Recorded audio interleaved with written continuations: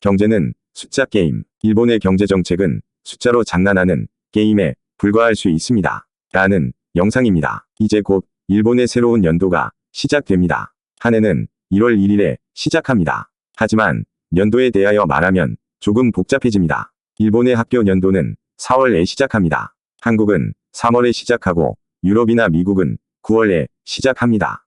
회계연도는 한국과 유럽이 1월에, 미국은 10월에 시작하지요. 일본은 학교와 같이 4월에 시작합니다. 회계연도에 대하여 곧 일본의 경제, 그것도 국채에 대하여 이야기를 하려고 합니다. 코로나 기간 동안 많은 나라들의 부채, 즉 국가의 채무가 많이 증가하였습니다. 그 중에서도 미국과 일본의 채권 증가는 압권입니다. 그래서인지 세계의 경기에 대하여 비판적인 전망을 하는 경제 전문가들이 많이 있습니다. 그 중에서도 특히 일본의 경제에 대하여 매우 비관적인 전망이 많이 들립니다. 이유는 국채가 너무 많다는 것이지요. 그런데 일본 국내에서는 특히 자민당의 일부 정치인들은 그리 걱정하는 것처럼 보이지는 않습니다.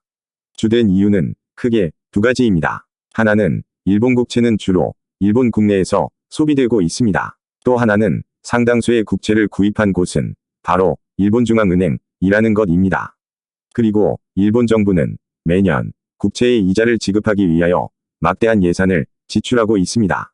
아베 전 총리는 늘 주장하였습니다. 일본 중앙은행은 일본 정부의 자회사와 같은 은행입니다. 정부가 많은 이자를 지불하여도 자회사의 수입이 되기 때문에 그리 나쁜 것은 아니다. 라고 늘 큰 소리를 하였지요. 결국 아버지 지갑에서 아들 지갑으로 돈이 옮아간 것과 같다.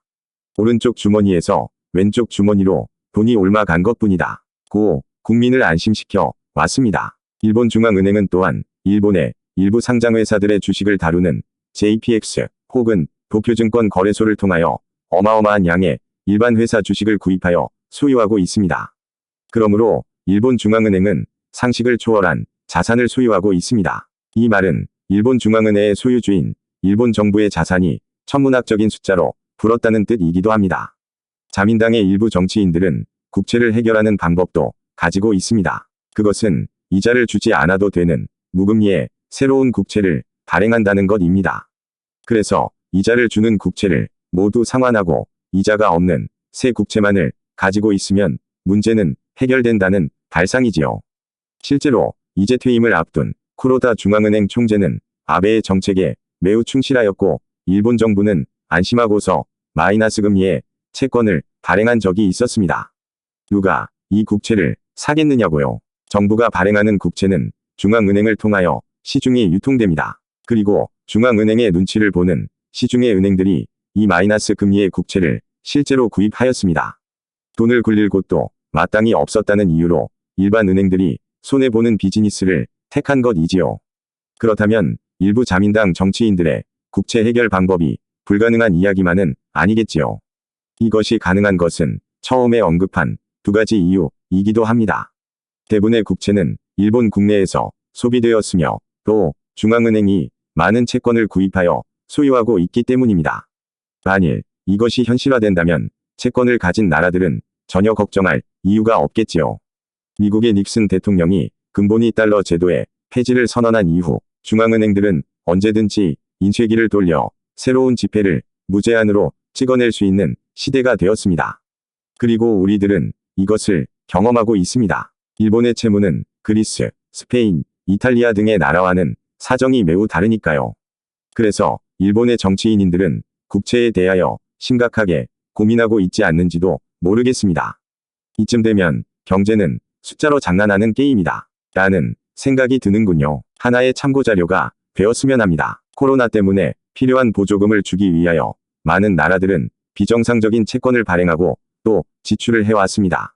그리고 이를 해소하는 방법으로 정치인들은 일본 자민당의 일부 정치인들이 생각하는 것처럼 숫자로 놀이하는 게임처럼 국가의 채무를 리세트하고 싶은 유혹에 빠질 것입니다.